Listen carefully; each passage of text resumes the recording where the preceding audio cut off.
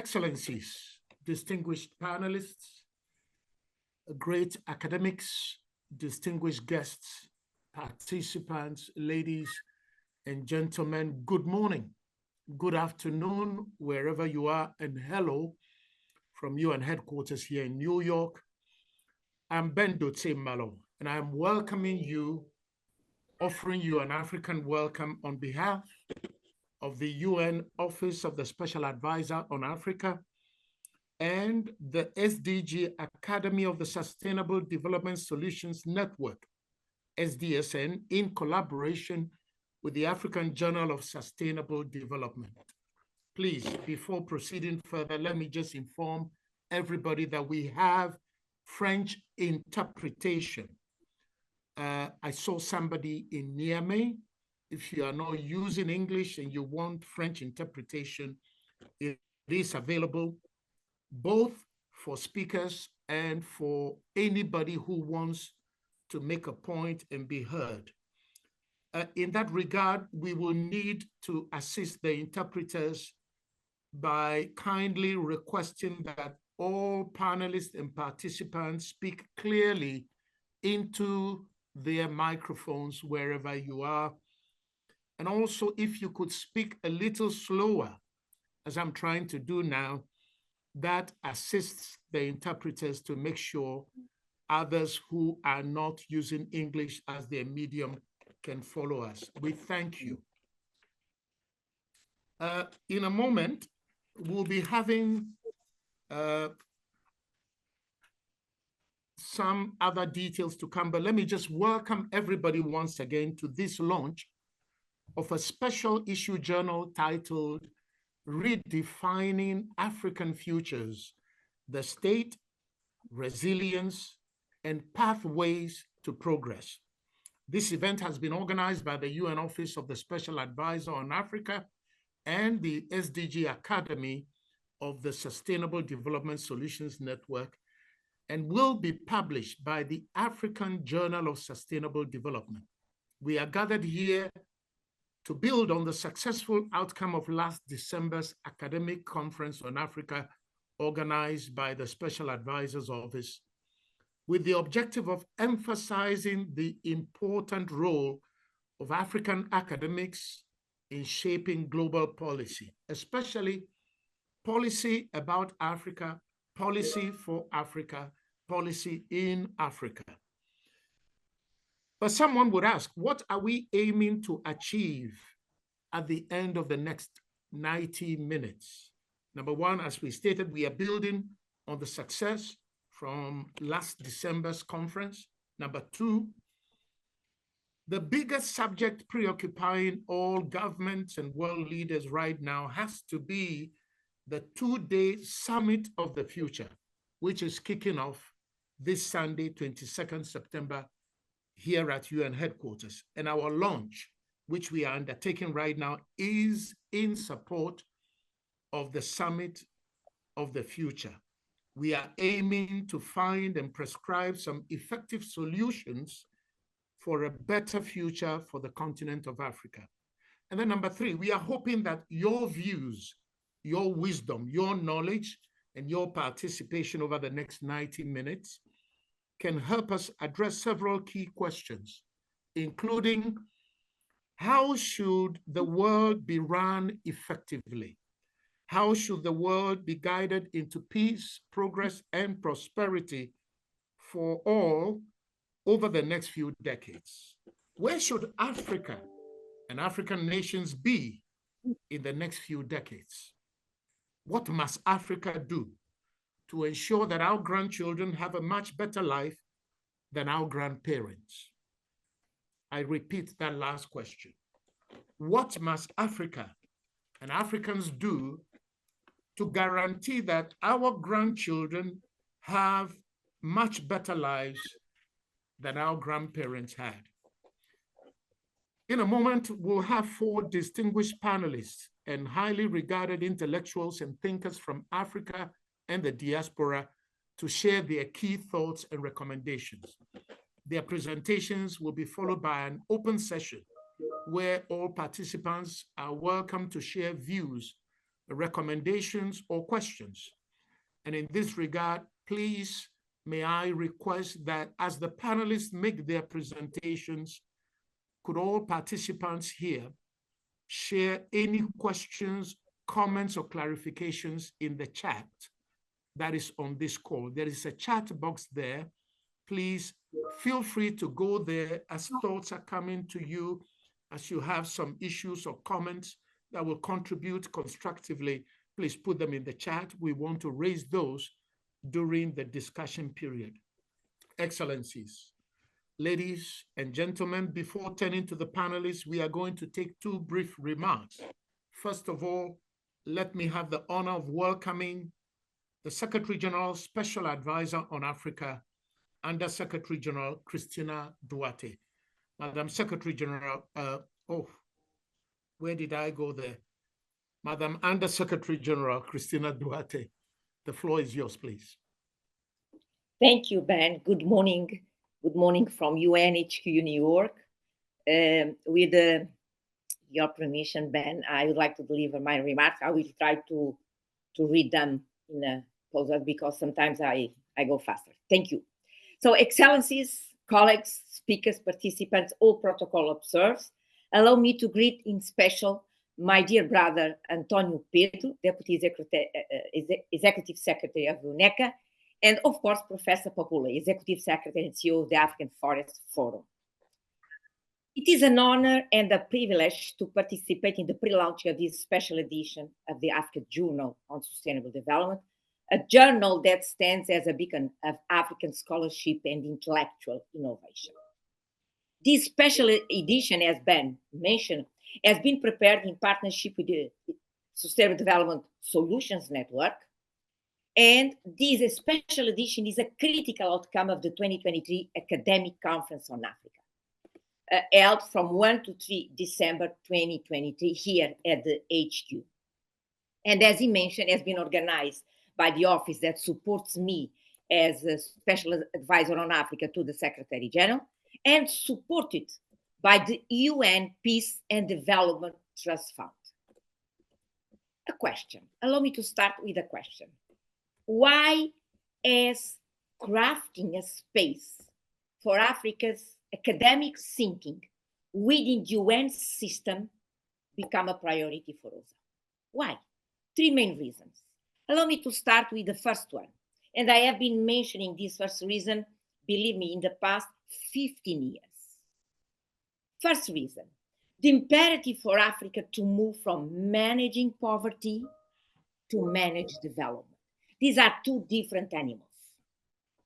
Africa is a rich continent that is deeply trapped in a vicious cycle of poverty. Instead of managing poverty, let's manage the fact that we are a rich continent. And we know that despite encouraging results during the first 20 years of this century, Africa's total GDP today accounts around 3% of the global one, despite the fact that we represent 17% of the world's population. So we need to acknowledge that poverty is the result, and we need to tackle the root causes linked to that result. So in order to succeed, African policy making needs a reboot. Since the 70s, right after the death of independence vision, policy making in Africa has equated, since the 70s, has equated the business of managing poverty with development. In a 2017 paper that I wrote about domestic resource mobilization, right after when I left the government of Cape Verde as Minister of Finance, I stated, and I would like to quote very quickly, "It is now time to end equating the business of managing poverty to development. Africa must now shift its focus to retaining and creating wealth, better managing its own resources, and fostering inclusiveness." This is a significant challenge. How can the continent undertake this switch? African policymakers over the years have become comfortable with managing poverty with the support of their development partners. The result is that the focus on poverty management has not left space for public policy to focus on growing and retaining Africa's wealth. So, and I believe that the continent will achieve a sustainable Africa rising narrative only if we focus on socioeconomic transformation and, of course, breaking business as usual. And I strongly believe that African Academy has a role to play on this shift, moving the mindsets from managing poverty to manage development. Second reason, the imperative to change global narratives on Africa's reality and future. For too long, global narratives have imposed narrow limits on Africa's potential. Have imposed narrow limits on how Africa's potential is understood and pursued, hindering the exploration of bold, lasting pathways to sustainable development and durable peace. We all know in this room, in this virtual room, that global narratives shape, determine allocation of resources. In other words, global narratives determine the distribution of wealth. Again, African academic has a role to play in supporting the reshaping of global narratives on Africa's reality and future. Third reason, to help Africa member states to grab the opportunity of the UN reform process, the UN 2.0. As everybody knows, SDGs, the SDGs framework, represent a shift from traditional development thinking, combining economic, social, and environmental aspects and stressing collaboration over competition. The Secretary General's reform package, particularly UN 2.0, is designed to support this transition. UN 2.0 is crucial for ensuring that UN's relevance to African nations increase. And everybody knows that African nations, or their demand for a strong multilateral system has been increasing in a quite consistent way. What is the challenge? As I mentioned, Africa is rich in natural, economic, financial, and human resources. However, due to historical and current challenge, it has struggled to unlock its full potential. What is missing is exactly what UN systems offer. What is missing in the Africa side is exactly what UN system offers: data, knowledge, global reach, and trust. And UN 2.0 connects Africa's demand with UN supply, positioning UN as Africa's preferred partner. So basically, to truly harness its potential, Africa needs to break away from business as usual. And the Secretary General calls emphasize data-driven planning, long-term strategic foresight, moving beyond short-term projects, innovation, behavioral science, digital transformation. All these are key tools for addressing the gaps that I just mentioned above. And as everybody knows, have been undermining peace and development in Africa. Again, African Academy is a fundamental piece of this equation. So there are three motivations behind OSAA's Africa Academic Conference, and these are the three reasons, the three motivations. This is the reason that the 2023 conference brought together incredible, accomplished scholars from across the continent, united by a shared vision to redefine Africa's future through the power of knowledge, collaboration, and let's say, shared purpose. The diverse group of participants, we had academics, policymakers, practitioners from various disciplines and sectors. So it's been a quite rich, let's say, event. So the academic conference aims, and we are going to issue a second edition in December 2024. The academic conference aims to create a vital space for African academics to challenge and reshape these narratives, contributing to the transformation of mindsets and, let's say, and policy making. So the special edition that you are doing, the pre-launch of the African Journal of Sustainable Development, is a continuation of that essential, let's say, essential work. So in this context, this edition features, as everybody knows, a collection of articles that echo all these issues and all these, let's say, all these challenges. Finally, I'm reminding of the powerful keynote address delivered by Professor Soyinka, Nobel laureate, playwright, poet, and activist. And I'd like to almost finish with this, let's say, this quote. He stated in last year's conference. It says, a self-sustaining, it says that African universities and academia should be seen as a self-sustaining component of our whole society. Autonomous in the realm of ideas, generating unlimited possibilities in virtually every field of human endeavor. So I invite you to engage deeply with these unlimited possibilities. Let them inspire me, you, all Africans. I'm quite positive for the next 25 years, next 50 years. The epicenter of the world is definitely landing in Africa. And allow me to end with a sentence that has been OSAA's campaign. The Africa we want, it is the Africa the world needs. Thank you very much. Back to you, Ben. You are muted, Ben.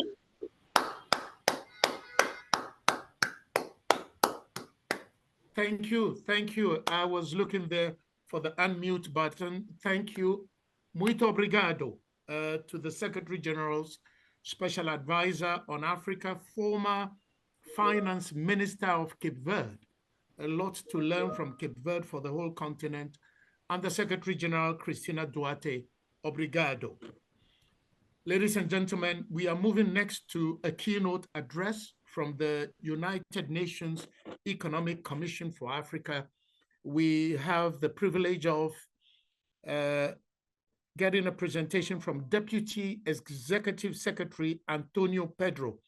Mr. Pedro, you have the floor, please. Please unmute yourself. Thank you very much. Muito bom dia, Cristina. So, Ms. Cristina Duarte, and the Secretary General and the United Nations Special Advisor on Africa, Mr. Ben Malo, Chief Editor of United Nations News, esteemed panelists, distinguished guests, ladies and gentlemen. It gives me great pleasure to deliver this keynote address today as we gather to reflect on, challenge, and redefine the future of our continent under the theme, Redefining African Futures, the State, Resilience, and Pathways to Progress. These words are not just a guiding theme for today's meeting, but a call to dig up and replant our seeds of hope. A call for all to look beyond rhetoric, beyond the promises of potential, a call to action, and into the realities of these actions, progress, and the resilience that will shape Africa's future. There are 5 publications that should underpin our conversations today.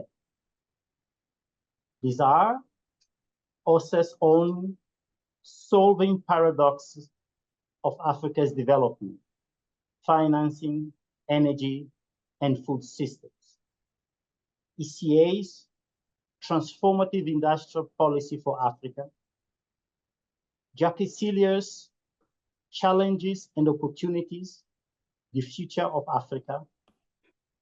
NEPAD and Pardis, Africa's Path to 2063, Choice in the Face of Great Transformation, and the Earth for All, SDGs for All Africa report, which I understand will be launched during this session of the UN General Assembly. These seminal publications recognize Africa's wealth and potential, mention the paradox of plenty, discuss the structural challenges compounding sustained development on the continent, and articulate pathways and policy options to foster Africa's socioeconomic transformation. Different times, same old issues and rhetoric, cyclical booms and busts, excessive dependence on the export of commodities, resource extractivism, pundits would say. A broken record, critics would argue. So the diagnosis is clear, the recipe is known, implementation remains a challenge, I would note. So, ladies and gentlemen, colleagues, while Africa in recent times has faced trials of persistent economic and social inequalities, with the recent global pandemic laying bare its vulnerabilities, it is also a continent that knows resilience. Time and again, despite the odds, we have sown seeds of hope, seeds that take root and have sprouted in the most unlikely of circumstances. In every corner of the continent, you will find these seeds, be it in the resilience of communities that band together to establish local social protection systems and support each other through times of hardship, or in the ingenuity of our youth who continue to innovate and create despite limited resources, and also in the strength of African women who form the backbone of both our economies and our societies. But these seeds of hope are not enough by themselves. Hope alone, no matter how abundant, cannot bring the transformation we seek. These seeds must be nurtured by action, a clear vision and effective policy implementation to convert resilience into sustainable development outcomes. I would argue that we must operationalize Eric Maskin's implementation theory, connect dots, and create an ecosystem for transformational change. Our comparative advantages must build lasting competitive advantages. As we discuss Africa's future and the hopes these hold, we must challenge one narrative that has long pervaded discussions about our continent. The notion that Africa's potential alone will deliver the progress we seek. Potential is important. Yes, Africa has vast resources, the USG has just mentioned, a youthful population, and a rapidly growing economy. But potential alone will not deliver the SDGs. Potentials, just like the seeds of hope, will not deliver the SDGs. Potential does not build schools. It does not deliver clean drinking water. Neither does provide jobs. We will deliver on the SDGs and create a future that every African can thrive is action. And not just any action, but a theory of action. A deliberate, synergistic, coordinated, and accountable approach to development that links our efforts to real, measurable outcomes and maximize co-benefits for all within planetary boundaries and beyond GDP metrics. Action at global and local levels, in city halls or at the UN General Assembly. This is a joint responsibility of governors and government, home and host countries, local communities or institutional investors, CSOs or captains of industry to name a few. It calls for an intergenerational sustainable development license to operate, or SDLO, where success is measured on shared value creation and quadruple bottom line indicators, namely inclusive economic gains, strong environmental fundamentals, social stewardship, and good governance. Ladies and gentlemen, at this stage, I trust we all believe in the indivisibility of the SDGs, the need to explore its linkages or nexus value chain through SDG levers, giant leaps, turnarounds, transitions, or transformations, and manage trade-offs or dependencies accordingly. We have frameworks that can support this integrated approach to development. I referred to some of them at the beginning of my statement when I made reference to those 5 think pieces. In Africa, I see opportunities in the implementation of the African Continental Free Trade Area Agreement and the economies of scale that it can unleash to establish globally competitive value chains, increase intra-African trade, and foster made in Africa and Afro-shoring. You will recall that others have come with terms like nearshoring, friendshoring. I believe Africa needs to pursue Afro-shoring, basically to reduce its vulnerabilities to external shocks. Equally so is the development of DRC Zambia transboundary battery and electric vehicle value chain, and the opportunities it creates to tap into a $60 trillion market by 2050 and accelerate the deployment of renewable energy through local production of solar panels and batteries. And we have the endowments to facilitate to harness that opportunity. 60% of the cobalt is produced by DRC, for example. Our work to develop carbon credit registries in climate commissions in the Congo Basin, Sahel, and island states is promising, for it will facilitate price discovery, strengthen trust, and create dynamic carbon credit markets on the continent. Some of our arguments are that without those fundamentals, we will continue to sell our carbon credits at $5 to $10 per ton of CO2 sequestrated, while in other markets, this is being sold at $100 plus. Human capital development, digital transformation, science, technology, and innovation are key to enabling Africa benefit from its youth bulge, as well as building lasting competitive advantages beyond its initial endowments. This is a critical factor to break the middle income trap. And many of our countries in their long-term development plans, they indeed aspire to join the middle income bracket. However, if they don't invest in science, technology, innovation, they will be forever middle income countries. Last, to make Africa a global competitive investment destination for resource-driven and trade-induced industrialization and economic diversification, as well as a hub for climate action and investment, we must de-risk investments on the continent.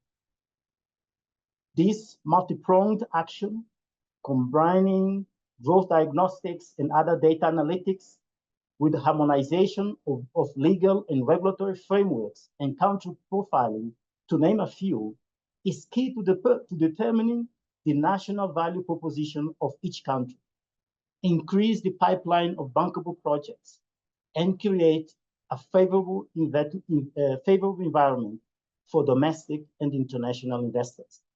And I would like to underline that, for domestic and international investors, because often our governments spend a lot of time creating an enabling environment for international investors, and they don't spend sufficient time for domestic investors. And that is something that needs to be corrected. To achieve above goals, silos must be broken, requiring the establishment of a mineral, energy, climate, infrastructure, food systems, industrial, trade, and international relations policy delivery and implementation complex. In other words, a whole of government approach. I thank you. Wow. Wow. Wow. Mr. Antonio Pedro, Deputy Executive Secretary of the UN Economic Commission for Africa. Thank you for your very strong presentations there. I was taking note. We have to end the excessive dependence on the export of commodities, the export of raw materials.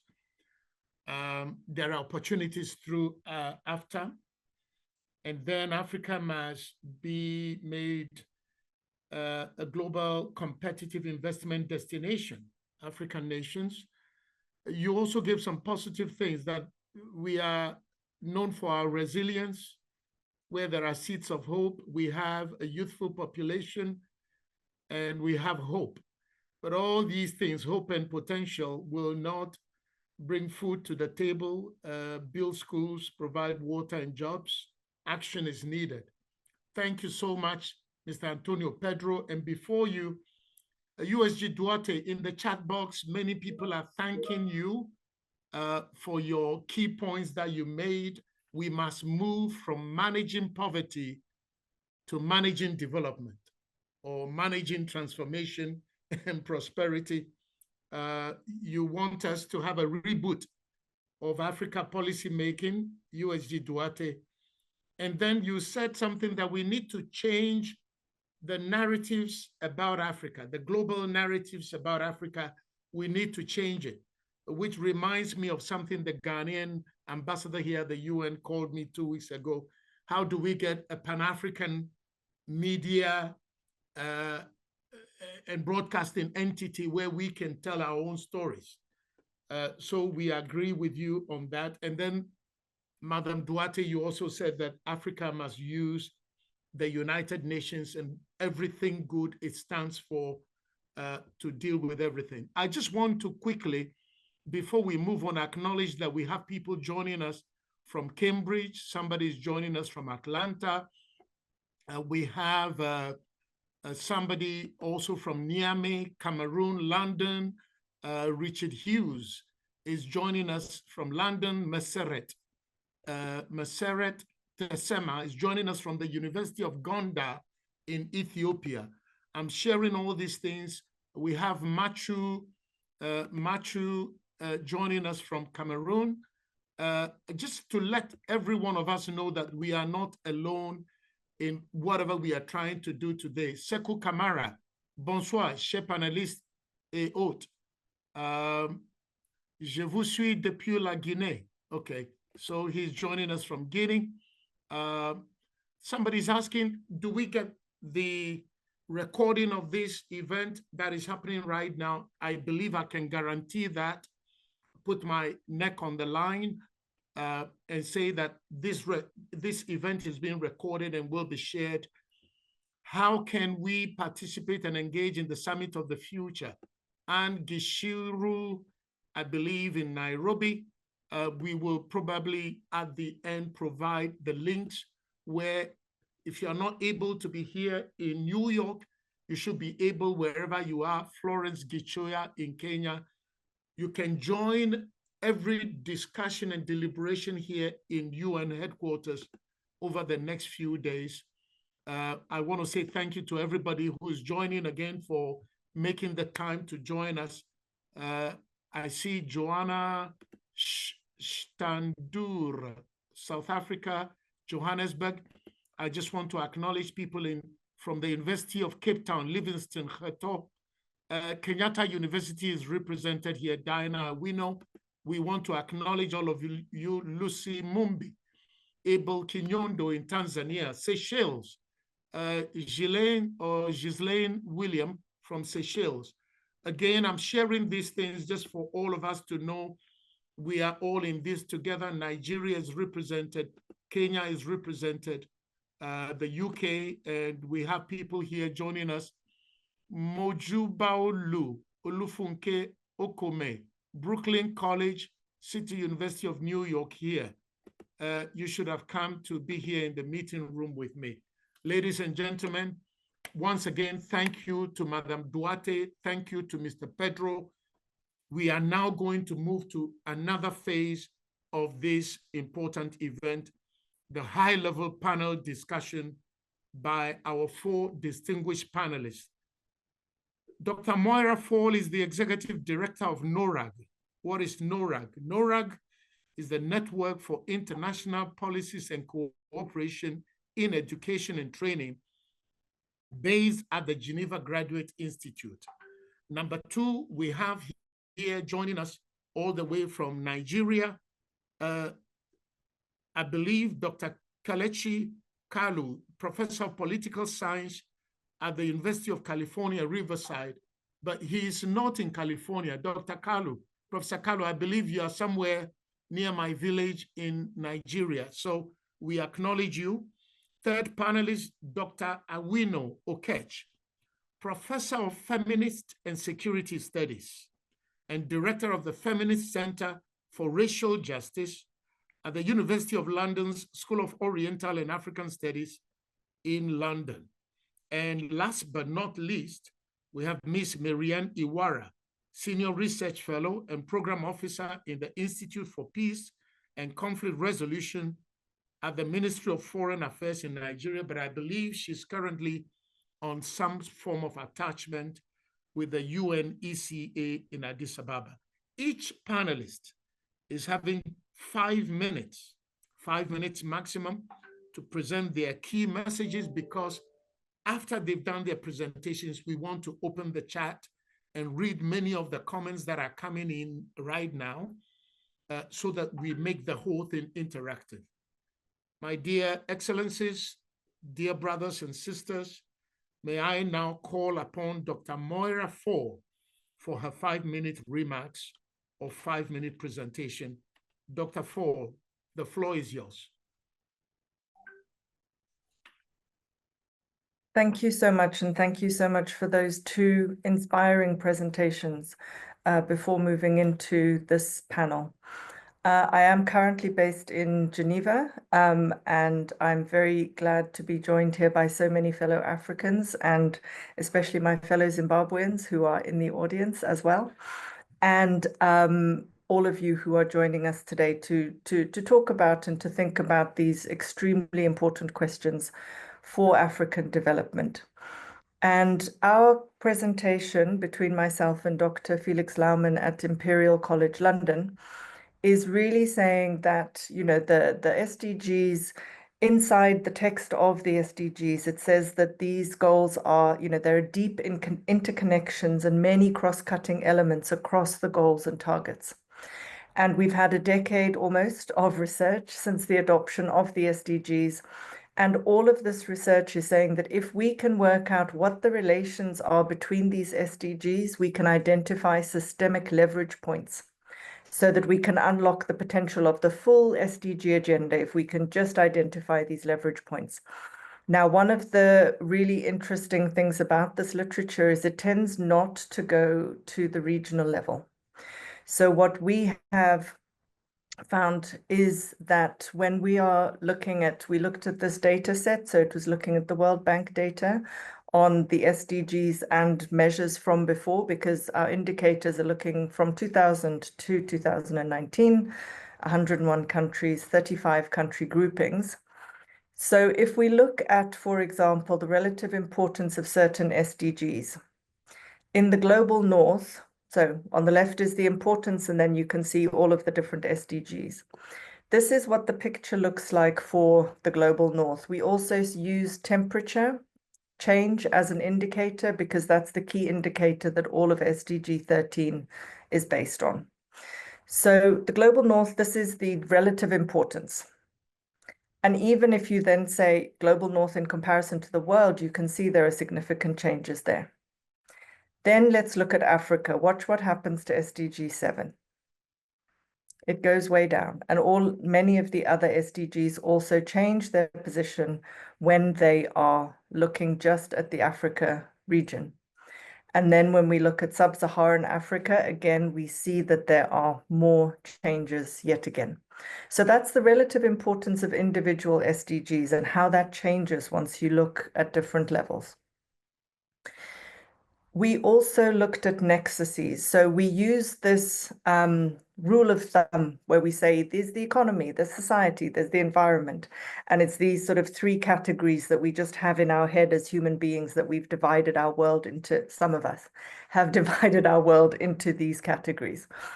Then what we did is we said, to what extent are those three groupings actually reflected in the data?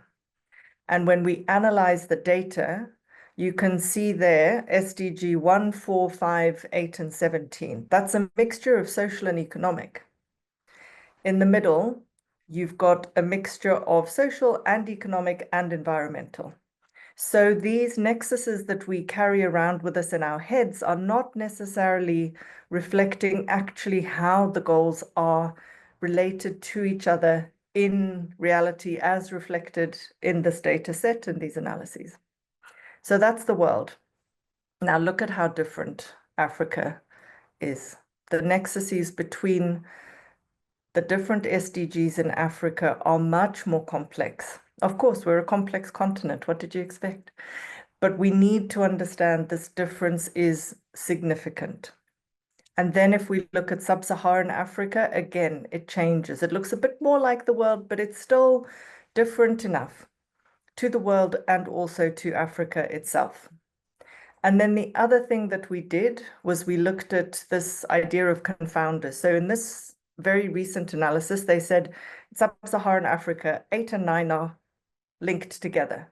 Our analysis shows that actually, if you look at the effect of education on both of those, it actually explains away all of the relationship there. So this is really important to be thinking about these systemic linkages as an ancient way of thinking and doing. And we need to make sure we're thinking about power as well while we're thinking about these issues. We would invite you to join the network The South Also Knows, which is very much saying we need to make sure that African research from the South is there and making the research that is relevant to our problems and to our solutions. Thank you very much. Wow. Excellent. Excellent.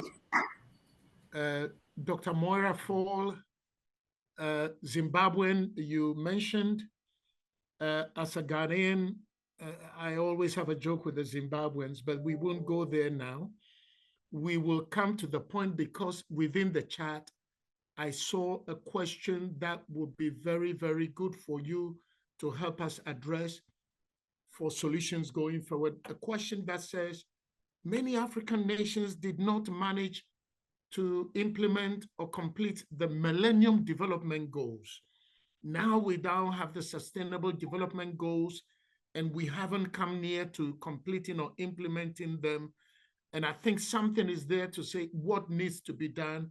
Please, I saw that question in the chat. I will mention it.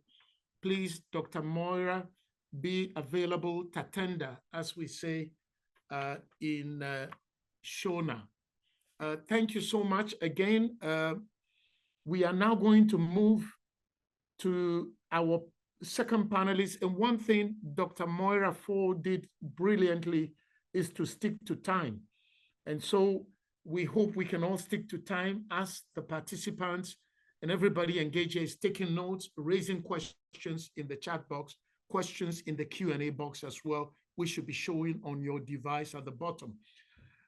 My pleasure now to introduce us to Dr. Kelechi, or Professor Kelechi Kalu, who is usually at the University of California, Riverside, and maybe he can open by telling us a little bit about himself and how he's not in California right now, but somewhere in Eastern Nigeria.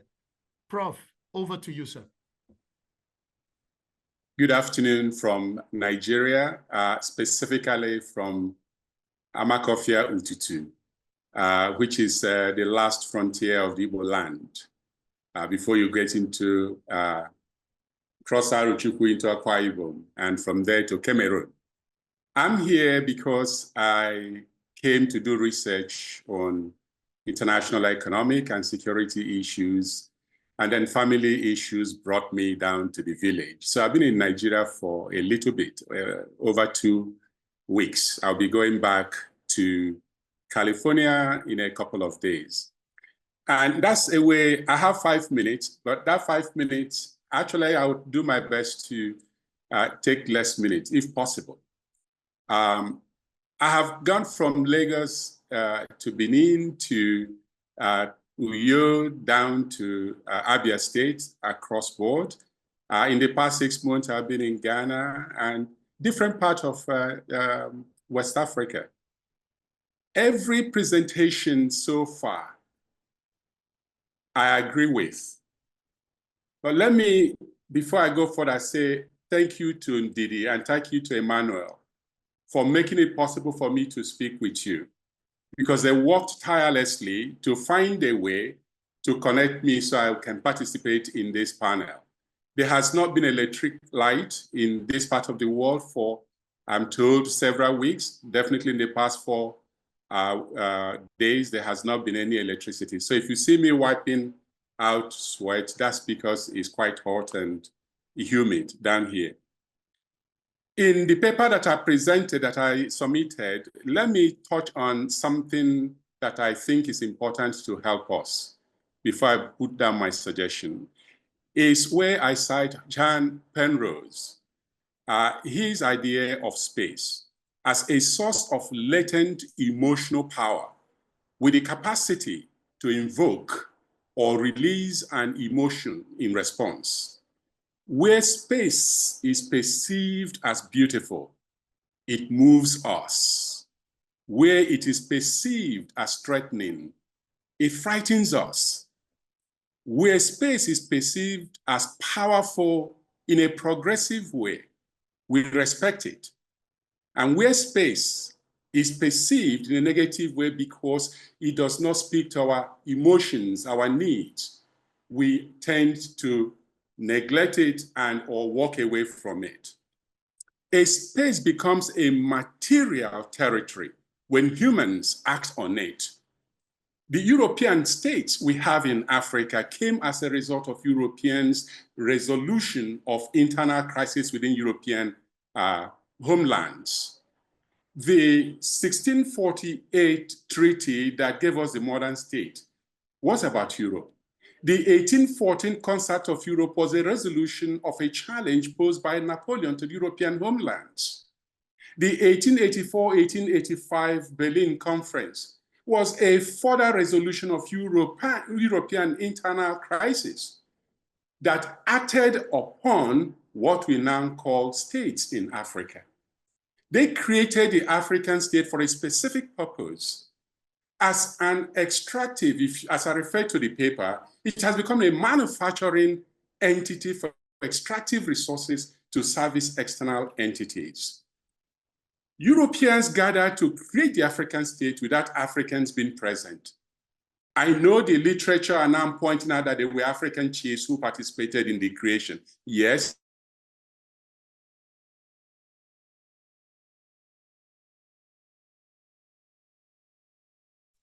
I believe something has just happened as Professor Kalu warned us. Where he is did not have electricity for several days, and I think he's just dropped out. I saw him wiping sweat from his brow, and as he was making these important presentations, he did send his write-up, which is going to be shared. This is the reality of much of Africa. In the middle of giving us some solutions, I see Undersecretary General Duarte laughing. Some of us are in New York. We don't have to worry about electricity, water, transport, food or anything. But the reality facing us on this platform at this launch, where Madame Duarte and her team are helping us to find solutions, is that you can have a very brilliant professor from the University of California somewhere in Nigeria on the border close to Cameroon. He's offering solutions. He's been in Ghana, and in the middle of everything, electricity fails him, or technology. I'm back. Oh, wonderful. Okay. Welcome back. Okay, I'll be very brief. The Africa we want, the Africa that can be industrialized, the Africa that can create the enabling environment that will ensure our children the future that we want, is an Africa that will be based on rethinking and restructuring the state, based on African internal ideas, based on African peoples working on the structure to create the kind of enabling environment that will enable them protect their food systems, that will enable us protect our languages, that will enable us protect our territories, that will enable us ensure what we need we produce in the continent. The African state has to work within the indigenous systems. I'm not saying ignore science and technology or ignore the outside world. I am saying just look at typical European countries. You have liberal democracies. Those liberal democracies are based on European cultures and ideas. England has the monarchy. That does not stop them from having elections. The monarchy provides opportunity for every British person to have loyalty to the monarchy, even as they disagree on the electoral process. It is that kind of rethinking that will enable us create strong institutions that embed our educational knowledge and teaching on the environment so that the students, our children, are first and foremost familiar with our norms, our cultures, our languages, our land. They are familiar with the products, the different goods that we have.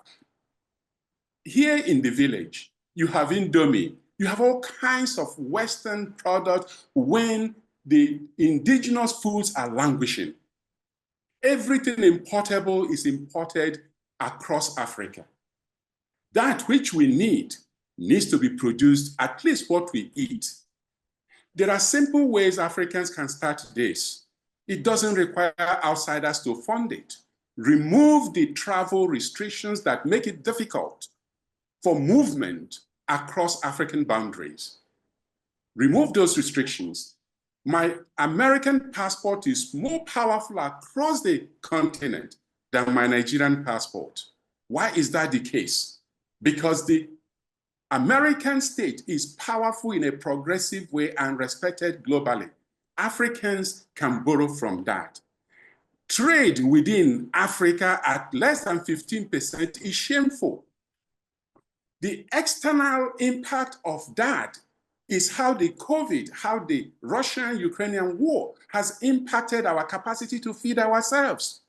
We cannot change these things unless we change the organizational structure that makes decisions on behalf of the collective, because ideas like pebbles do not fall from the sky.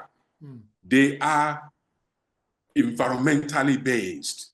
We need to be cognizant of what we have, of who we are, to shape our narrative in a way that compels non-Africans to respect us, engage us at our own level, not their own level, not their own negative perceptions of our abilities or inabilities.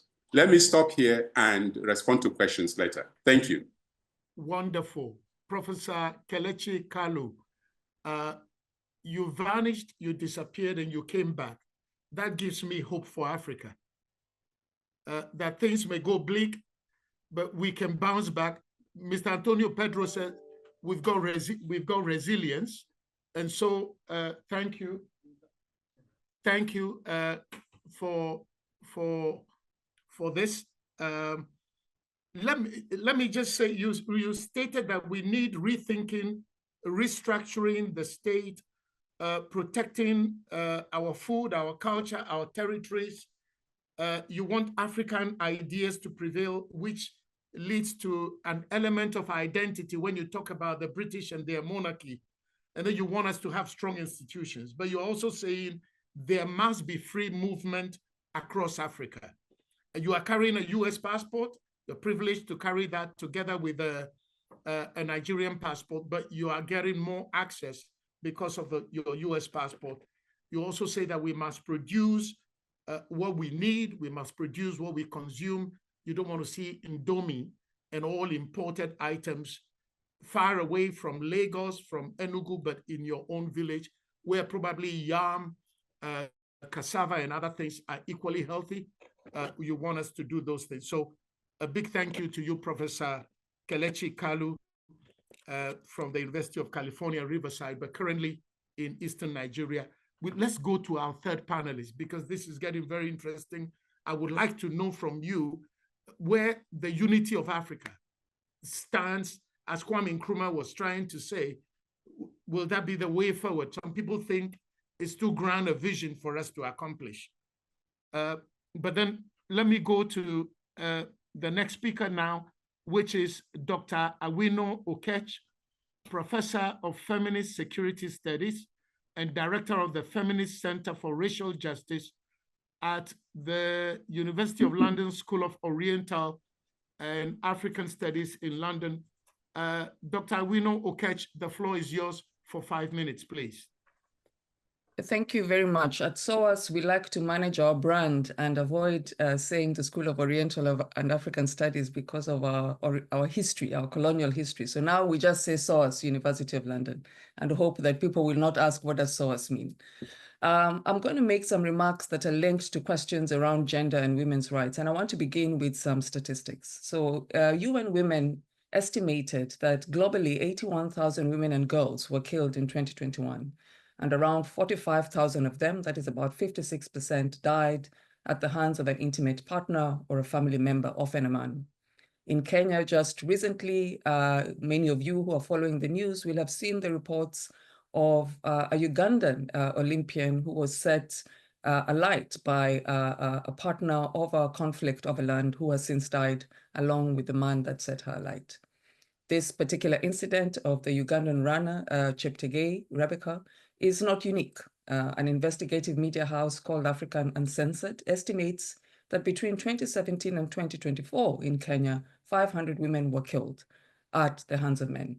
A Kenyan organization that records cases of femicide, which is the specific killing of women at the hands of men, recorded 152 cases of femicide in 2023, and these are based on media reports. So there's a lot that is also not recorded underneath that. I start with these statistics as a way of allowing us or inviting us to think through the role that violence against women and girls plays in our ability to build societies that are intended to be inclusive and those which enable equality for everyone. The Summit of the Future that is happening currently in New York, and for which many feminist and women's rights activists have traveled from all over the world to attend, is rooted in a series of conversations around rethinking multilateral systems that function, that enable all actors, the global community, as we like to call it, to participate in conversations not on the basis of the might is right, but on the basis of equality, and that all our voices matter in those conversations. It's also anchored on the principle that when we think about the role of everyone, whether we're talking about young women, young people, women and girls, that their values, their principles, the ways in which we think about their participation in our society must be central to how we think about sustainable development goals and how we think about the equality of our societies. But if we say that these are the values and principles around which we want to build better futures, how do we reconcile those values and principles? How do we reconcile those positions that we hold from a policy perspective, as well as individuals who think about the world through the lens of equality with the statistics that I've just put forward? I think that there is a fundamental question for all of us to think through in relation to how patriarchal power systems across all our societies. So this is not something that's specific to the African continent. I think for those of you who are sitting in the US right now, you're in the midst of what is said to be one of the most divisive elections in the country, that underneath that is undergirded by a politics that sits at the intersection of questions of gender and race and class in very palpable ways. So my paper, which is part of the journal that is being launched today, was seeking to address the questions at this intersection.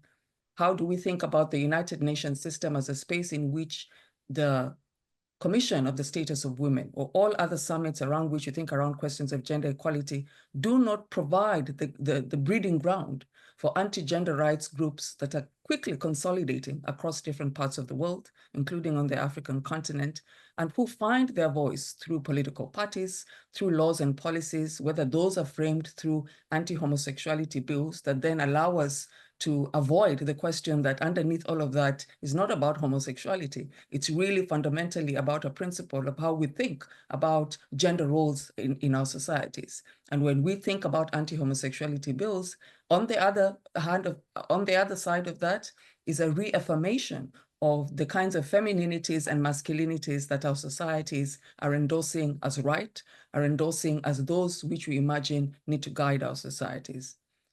I think all of us who are speaking in this room, including myself, will note that our societies, when they think about femininities and masculinities in ways that are put in juxtaposition with ideas around gender rights or homosexuality bills, for instance, many of us would not be allowed to speak. Many of us would not go to school. Many of us would not be able to champion or have the voice and agency that we are able to exercise today. So I will close by asking all of us to think through what are the values, principles that we want to espouse in our societies today?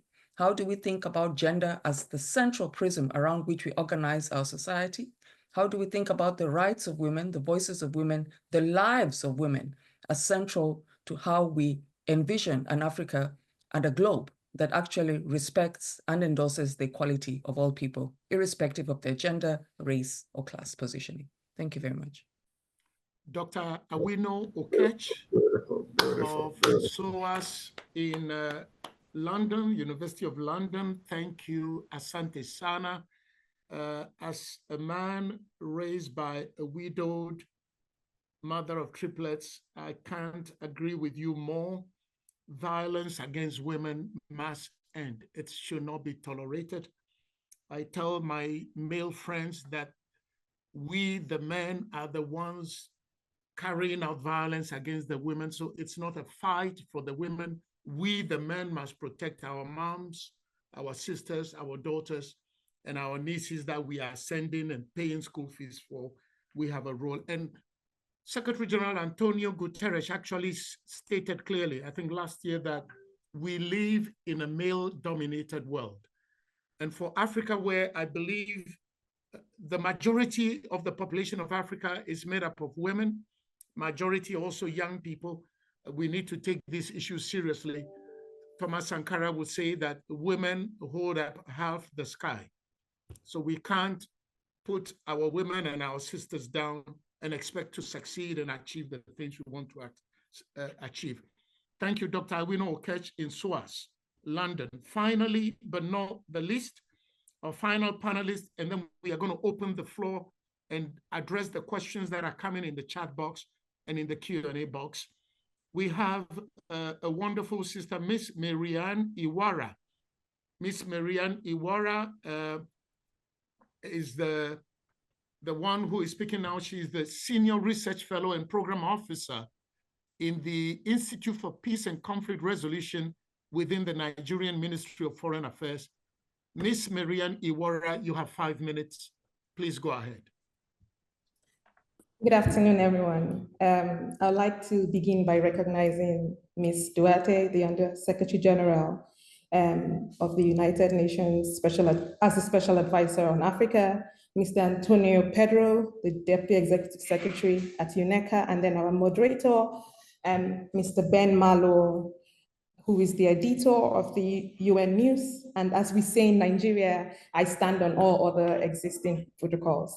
But let me start by saying that this paper that I would be making remarks on was co-authored with Mr. Antonio Pedro, who gave the opening remarks, and it's titled Beyond Resource Extractivism and the Comparative Advantages. So it's looking at making a case for energy transition in Africa. Today, my remarks are centered around a pressing and a vital issue, how Africa can move beyond resource dependency and also resource extractivism, and then position itself as a global leader in the energy transition. And this path, I would say, aligns with the SDGs and everything that we've been talking about, the Africa we want and the SDGs. I don't want to repeat all that has been said, but we already know that there's the global advocacy for energy transition. You have different protocols that have come out speaking about how there's a need to transition to net zero, zero emissions. But also, I would like to say that Africa, as much as this is being advocated for, but Africa is blessed with an abundance of natural resources. Already we have approximately, I think, 30% of the world's mineral reserves, including those that can even be used for low carbon technology, from carbon to lithium to graphite, everything that you need to benefit and better the lives of people. We have them all in Africa in abundance. But then I would say, aside these resources, and I would tie this also to what Mr. Pedro had spoken about, the seeds of hope. He had spoken about the potentials. They do not deliver the SDGs. We have all of this, but then they would not help us. Historically, Africa has suffered from extractivism. We've had this and this has undermined our potential for sustainable growth and inclusive growth. These dynamics have perpetuated. In fact, you have communities in Africa, in Nigeria, that have suffered from impact of mineral extraction, oil and gas extraction, where you have pollution, where you have social unrest coming from issues with both the communities and also the international oil organizations. So these governance challenges around resource extractivism, is something that we cannot keep. We have to continue chiming on. We have issues around politics. The offshoots of this include things around political instability, rent-seeking behaviors. You have very poor regulatory frameworks, and they all compound this, making us in Africa more and more dependent on whatever comes from resources, natural resource rent. For example, if you look at Zambia, where you have, where its major commodity is copper.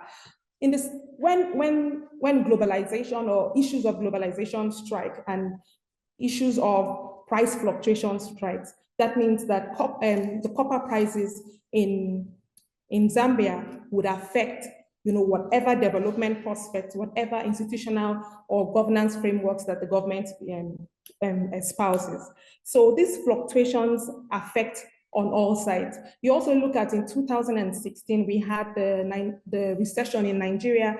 This recession was espoused to have been an offshoot of impact from the fluctuations in oil prices. So the dependency on a single resource as a source of revenue, as a source of income for the country, it has very poor implications for development in Africa.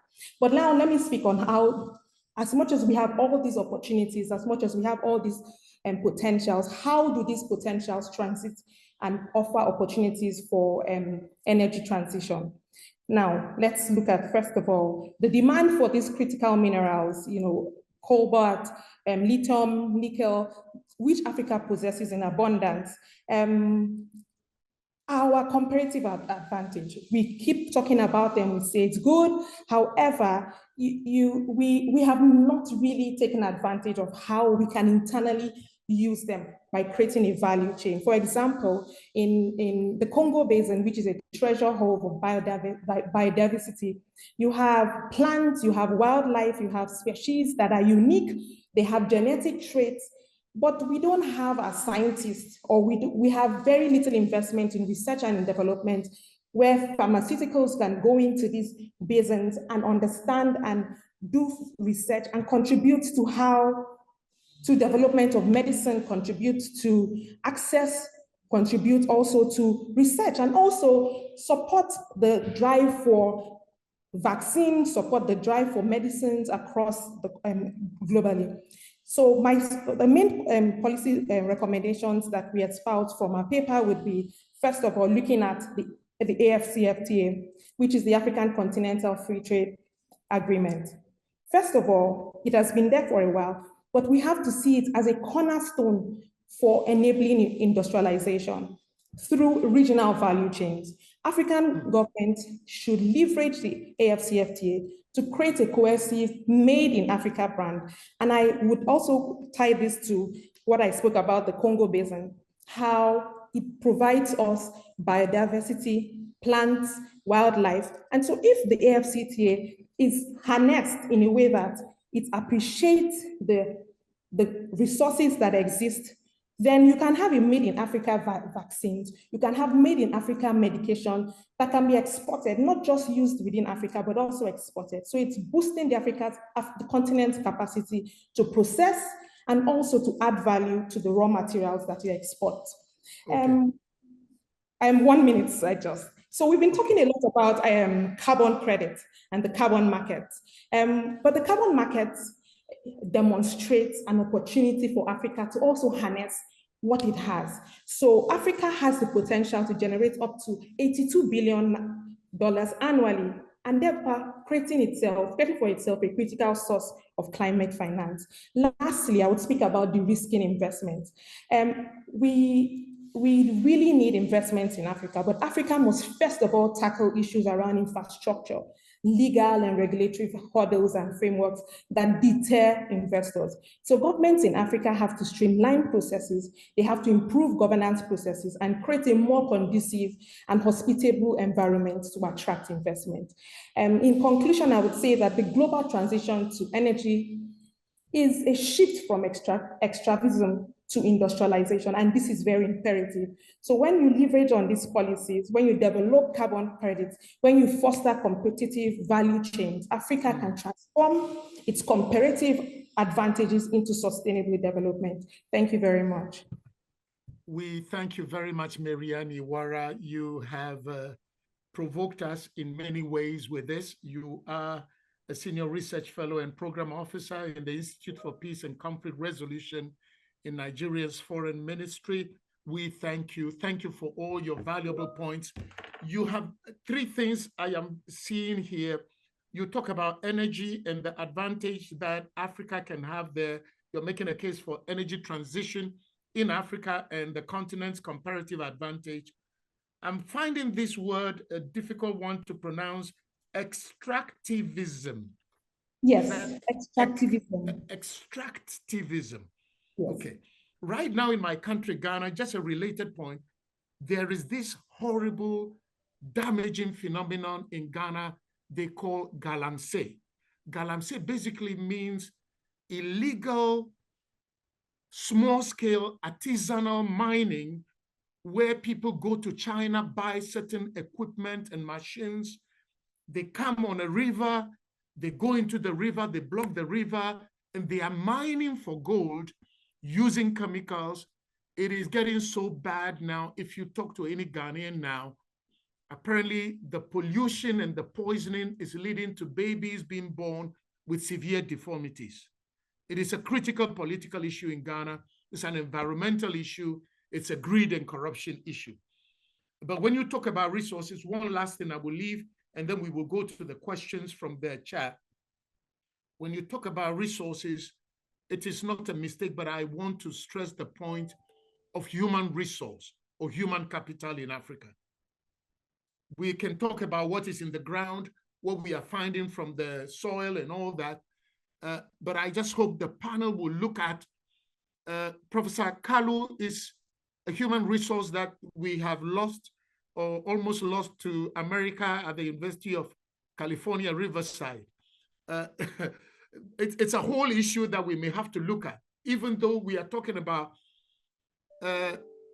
materials, commodities, and raw materials, I think we need to preserve a place for looking at the biggest resource we have, which is the human resource, our women, our men, our boys, our girls.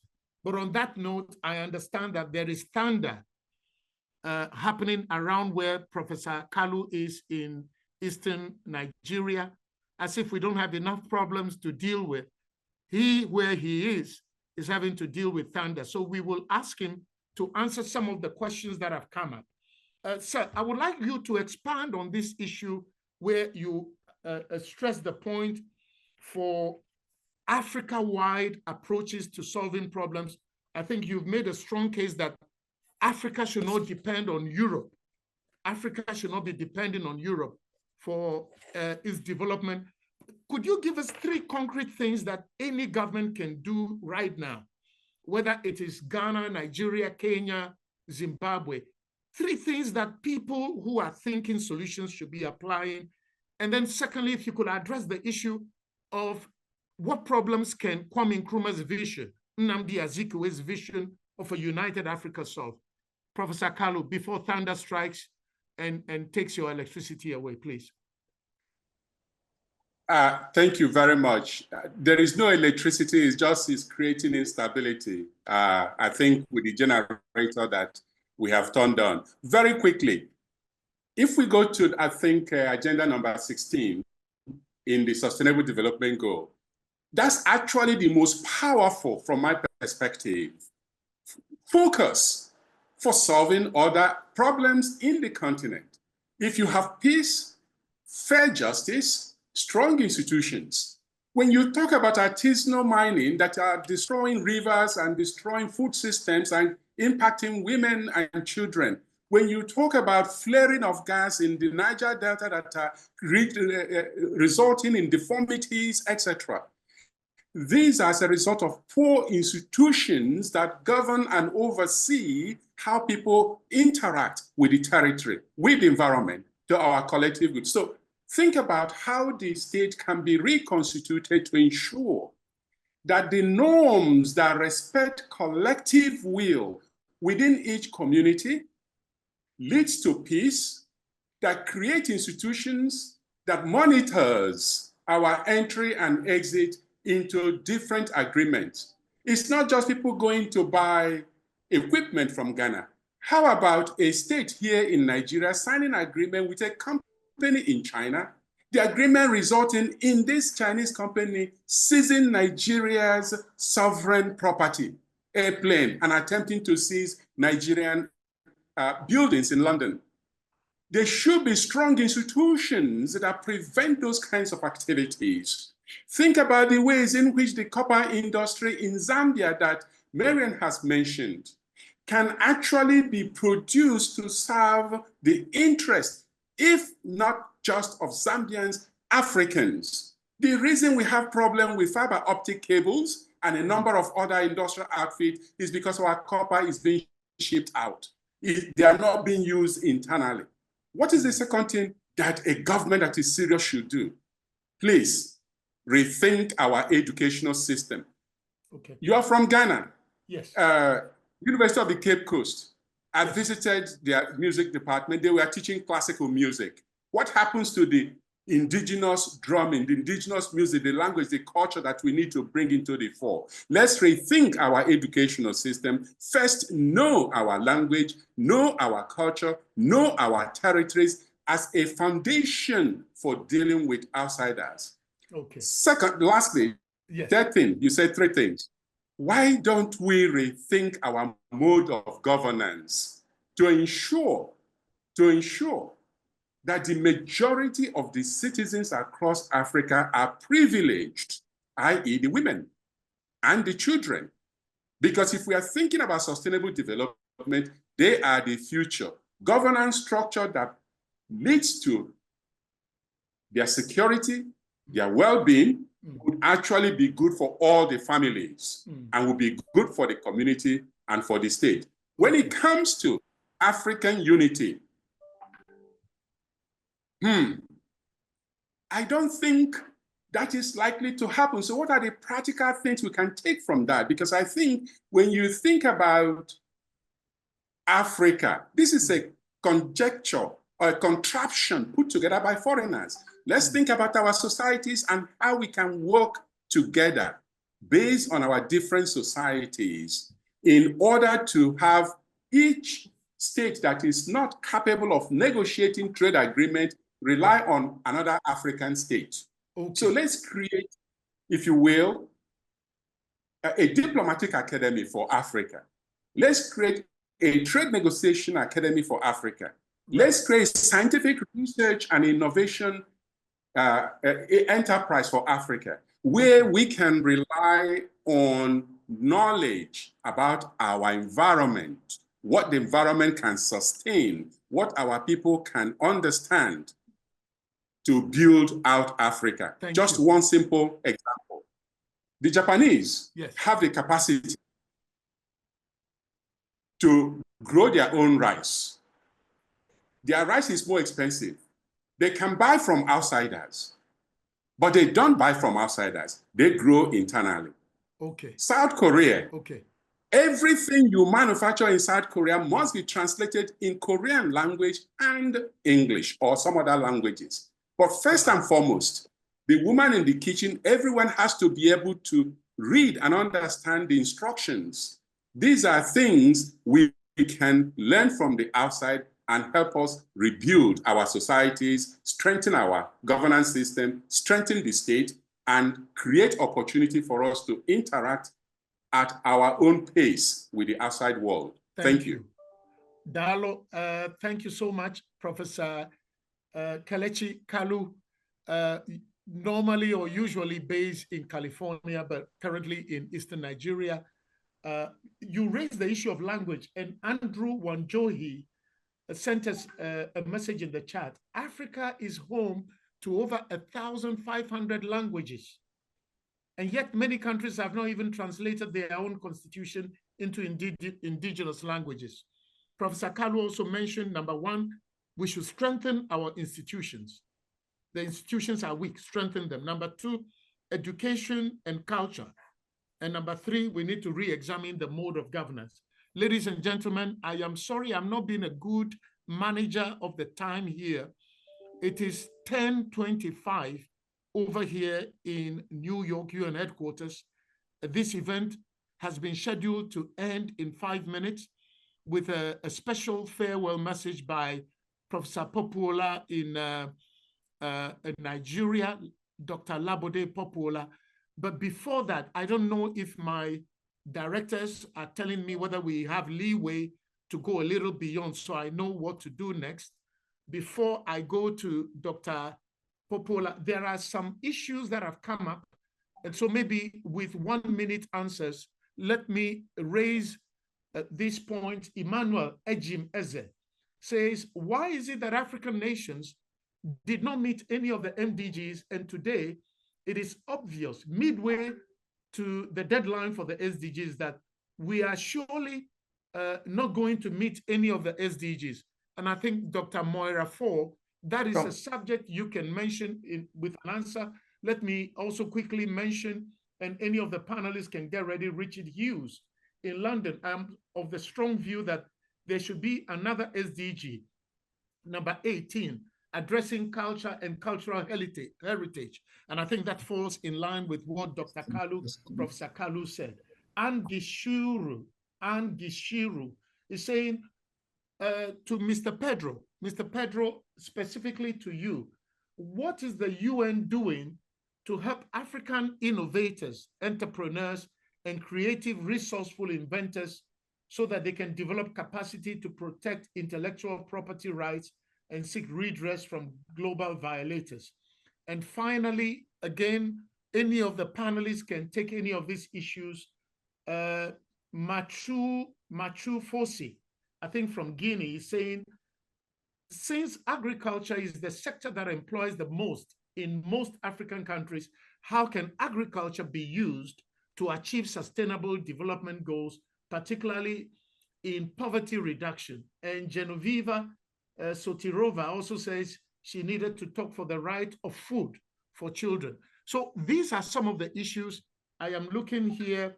It is late in Addis Ababa, but apparently we can go over a little. So Dr. Pedro, Mr. Antonio Pedro, I think you had one question directed at you. What should the UN be doing to help innovators, entrepreneurs? I'm sure USG Duarte could also chime in, but you have 1 minute. Give us an answer. So I think you've mentioned before that this is really about strengthening Africa's own agency. And we as the United Nations certainly should play a supporting role. On science, technology, innovation, we are, including ECA, supporting on many fronts. First, as I said in my introductory remarks,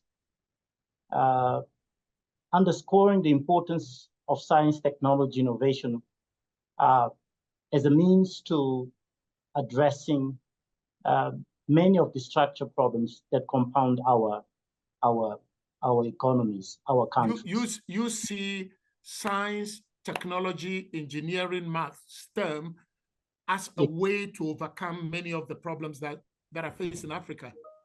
Absolutely. I mean, okay. For example, many of our conversations today have been about our excessive dependence on raw materials. So how can we foster value addition?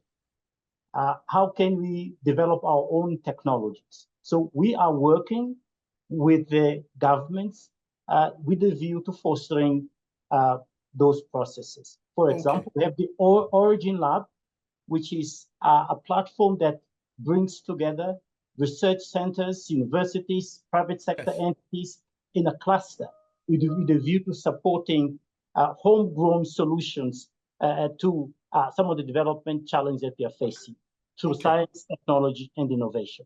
Okay. For example, because we are running out of time, Mr. Pedro, I've been told it's 10:30 here. You are late in Addis Ababa. Dr. Moira Fall. Africa fell behind with the Millennium Development Goals, and then the SDGs. We don't look like we are going to make it. Over to you.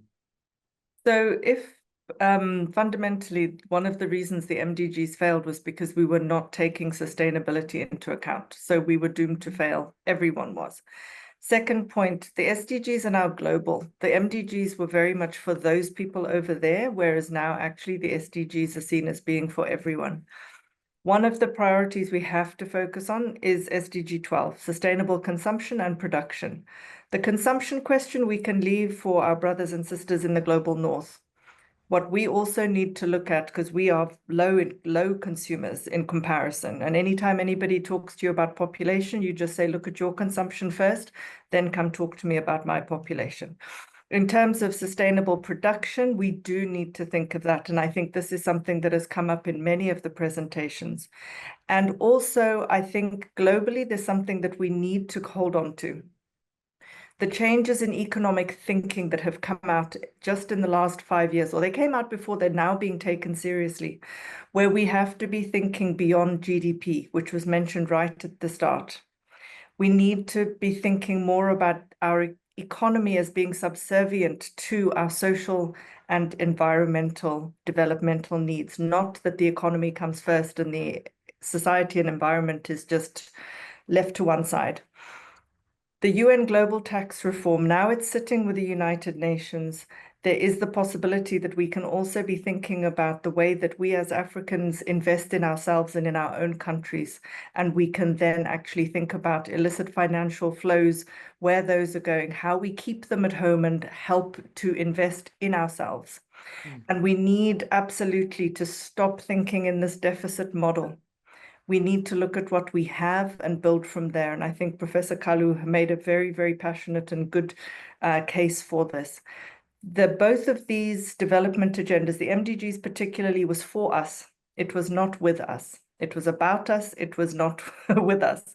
SDGs a little bit better. We've got to make sure that we are there and that we are part of building the next one. They're going to start talking about it soon. Let's make sure we're there. You are saying nothing about us without us. Don't Precisely. go prescribing things without our direct input, stakeholder involvement.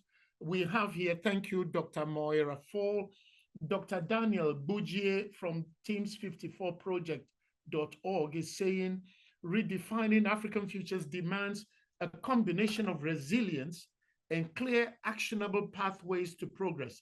It means redefining governance and leadership to meet the needs of today's challenges, and then cultivating resilient programs and systems that can weather external shocks and following strategic pathways that ensure Africa becomes a global leader in sustainable development. I don't know if Sister Iwara, you have 30 seconds. Anything you want to add before I go to Dr. Okech? Yes, I'd like to speak also on the utility of agriculture to achieving the SDGs and also for reducing poverty. And I'll just say 2 points. First of all, I think that for policymakers, investing in agricultural production, supporting small farmers, and who has the potential to increase their income. Also looking back at how it reduces hunger as well. So improving seed traits and also variables also have a way of supporting nutritional growth for children. And lastly, I would speak on things around policies, regulatory frameworks, improving access to land for women, especially in Africa, can give them access to farmland so they're able to earn an income, they're able to produce and provide food for their family, and in turn and by extension, support the SDGs and growth in their communities. Okay, thank you very much. Dr. Awino Okech, what would you like to add for 1 minute before I turn to Undersecretary General Duarte? I think I would conclude by saying all of the conversations about Africa's future will not be seen to any fruition if we don't put people at the center of it. I think over the last year, we have seen the tectonic shifts that young people across countries such as mine, Kenya, and other parts of the African continent have made in terms of challenging their governments to be accountable to them. It's not just about elections and being unaccountable to your citizens. It's about ensuring that the socioeconomic and political program that is being put in place for the country is not just about the political elite, but it's about equitable development. So people must be at the center of that. It's not just men who have to be at the center of that. It has to be equitable development. Thank you. And women are in the majority, if not all across the continent in most countries. I was in South Sudan until January. I served there as communications director for the UN mission. The majority of South Sudanese are women. The majority of South Sudanese are young people. So that is a reflection across the board. Finally, before I go to Professor Labode Popola in Nigeria, Undersecretary General Duarte, we have some serious questions here from the chat. Audrey Redon is saying, thank you, Dr. Kalu. How can African countries thrive while most African governments have sold or are selling their resources to foreign powers, including China, Europe, and the Gulf countries? Basically corruption. As a group, an elite group is allowing others to come and plunder the continent and take elsewhere. And Gichuri is asking, how does the high levels of corruption that are endemic across much of our nations inhibit or leverage our vision for Africa's actualization? Abel Kinyondo, how do we fight the devils that keep destroying the continent, such as corruption, illicit financial flows, conflicts? And then Emmanuel again has issued a state. So corruption, I think, Undersecretary General Duarte, I know you would rather be listening and absorbing, but many people see corruption as probably the biggest challenge right now facing us in terms of the quality of leadership, good institutions. How would you address many of these issues? The floor is yours, Undersecretary General. Thank you. I'll be very brief. It has been an outstanding conversation. Allow me very quickly. We Africans, we need to understand that corruption is a symptom. We need, like fever, you have an infection. I'm sorry, you have a bacteria, you have fever. You need to understand the root causes of our challenge, let's say problems. And allow me to underscore an idea that Professor Carlo brought to that conversation: state. Me and my team, we have been in the past 4 years, and I'll be very quickly, Ben, researching and trying to understand the root cause of instability in Africa. And we just realized that if we squeeze the lemon, the absence of the state is absent in our countries. And these root causes can explain, for example, why African countries do not control their own economic and financial flows. It can explain how Africa loses on an annual basis $500 billion, but at the same time is in debt distress, begging for debt relief and debt suspensions. This also can explain, if you have the absence of the state, a state that does not deliver social service and public goods, is a state that at the same time is silently feeding conflict and instability. So we need to understand how come in the 21st century we reach that situation, and we need to go back, 60 years. We inherit colonial states with a certain profile. That colonial states had only essentially two functions, only: rule of the law and resource extraction. Can you ask ourselves, have we been able to redesign the profile of African states? I don't think so. This is the reason that we still have states that are absent, but at the same time driven by rent seeking. So there is a huge challenge that we need to understand, as Professor Carlo mentioned, from inside, and try to address these issues. And I stop here. Thank you.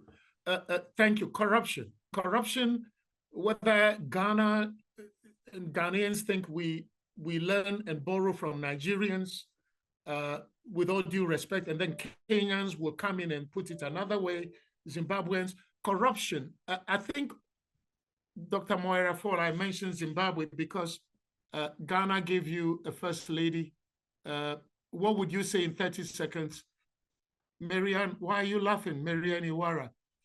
Ghana gave the Zimbabweans a first lady, but Dr. Fall, please tell us in 30 seconds the solution to, I like something USG Duarte said, we shouldn't tackle the symptom, we should go to the root cause of the problem. How do we overcome this, whether in Zimbabwe, Kenya, Ghana, or Nigeria? Dali Mugabe was very well loved by Zimbabweans. Thank you for your gift. I think I totally agree with Mrs. Christina Duarte to say corruption is a symptom. What are those root causes? The root causes are really about saying that we are not treating people as people, we are treating them as things. We are still continuing to treat women as things, even worse than in general. We are still continuing to treat our environment as if it is there to be pillaged for these raw materials, if they're not going to the global north for us and polluting our environments for the same reasons. If we don't get rid of these illicit financial flows, if we are not learning how to invest in ourselves and invest in our people, invest in our women, invest in our girls, invest in our boys, we are not going to get to the bottom of this. And we have to be there to make that next global policy agenda work. Thank you. Professor Kalu, 1 minute, solve the problem of corruption for us, let our people prosper. Before you swear in, absent revisiting, restructuring the state, let us assume you have the current existing state structure. before you swear anyone in, whether a parliamentarian, a justice, or president, don't have them swear on the Bible or the Quran. Have them swear on an indigenous, native kind of fetish. That will scare them into behaving. Because corruption, as Ms. Christina Duarte has said, which I agree, is a symptom of poor institutions. If you build an independent, viable judiciary with investigative arm, and you establish an effective punishment for corruption, it will scale down, it will not end. Americans are corrupt. The local gods can exact instant justice. They're not like the Christian gods. You will get the result in heaven. They will strike a goon. Or you can give 10% to the church and they'll absolve you. Professor Labode Popola is laughing. I know we don't, and Mr. Antonio Pedro is also laughing, but it's a serious issue. Ghana's former president, Jerry Rawlings, used to say that he preferred to swear where he can be immediately struck by thunder. Actually, there's a thunder god in Ghana. If I may come here, yes. Well, Mr. Pedro, over to you. And Marianne, I will come to you. Pedro, please. No, I agree with Professor Kalu about the social contracts that the governors or the government has to have with its electorate, and accountability that comes with it. And there are certain experiences on the continent where such strong social contracts and performance contracts, where the governors have to go before the electorate and account for their work and the results of their work, and so on, have made a difference. So how to strengthen those accountability systems? Yeah, I think that has to be context specific. Everyone has to play a role. So that's why I still insist it's a joint responsibility. Us as individual citizens we have to play our own role and build that leadership that is missing. And I agree with USG Christina about the need for us to look at the root causes. And the root causes is the idea that someone else will do it for us. And my argument is that let's build that ecosystem where each and every one of us play our role. And we ask from our leaders the results. We need to play a role to strengthen our own systems. Because if we leave it to someone else, I'm afraid this will not be delivered. And certainly, this has to be homegrown. The references to our gods and so on, it's important. It's part of the organic growth of our systems. Some of our institutions are fabrications that might not necessarily respond to what we need. And Professor Kalu was very clear about the importance of us, going back to our roots. And those roots, of course, are dynamic. We have to look at the world today and adjust our approaches accordingly. Thank you. We have to wrap up. Dr. Awino, get ready. I will hear from Mariani Wara. But Dr. Kalu, what you said in Ghana, Ghanaians are joking on social media that these rivers that are being destroyed and polluted and poisoned, how come the river gods have not killed these criminals that have come to pollute and destroy the rivers? But that's another subject, maybe for another forum. Professor Popola is really, really fascinated by this. Marianne, please, you have 30 seconds, and then I will give 30 seconds to Dr. Okech. I agree with every other panelist who has spoken about the need for strong institutions. But I would say that as much as we have people in authority, the leaders who we have said are corrupt, but I think that corruption is also something that is very ingrained and somehow finding its way into the general populace. You go to the market, even the woman who is selling to you is corrupt. So corruption is something that is finding its way into every facet of our lives. And so we have to, first of all, develop or infuse in ourselves, some education around integrity, right? Okay. So public sensitization on why we should all treat everybody the same, okay. Right? And then secondly, and tying to technology, the use of technology to curb corruption. Many governments would not be able to wriggle their ways out of e-governance if they adopt technology to curb corruption. Excellent point. Thank you. Dr. Awino-Okech, can I give you 30 seconds, please? Yes, and I want to challenge Marianne, right? I come from a country in which we thought that technology was the thing that was going to help us manage corruption in elections. So technology is also not this silver bullet. But let me again return to the Kenyan example in relation to corruption and say you deal with corruption when citizens become aware. I think that the current government in Kenya, for instance, is a perfect example of what it means when citizens are acutely aware of what the laws and policies are, the rules that are being cut, the tenders that are being negotiated in ways that are ridiculous. And it is that awareness that ensures that governments are then held accountable because they know that the people who have put them in office are asking difficult questions. If we do not ask the difficult questions, however strong the systems are, however good the leaders are, nothing will ever be resolved. I return again to the people as those who have the power, and the people are those who put those in power in power. Asante Sana. Let me now quickly again want to thank every single person, particularly our distinguished panelists. We could go on this discussion for the next hour or two.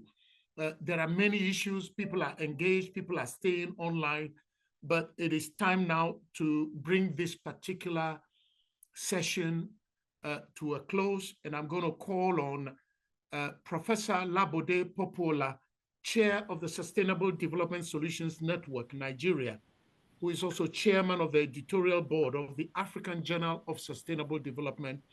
Professor, please wrap up for us. Adupe. Eshegon.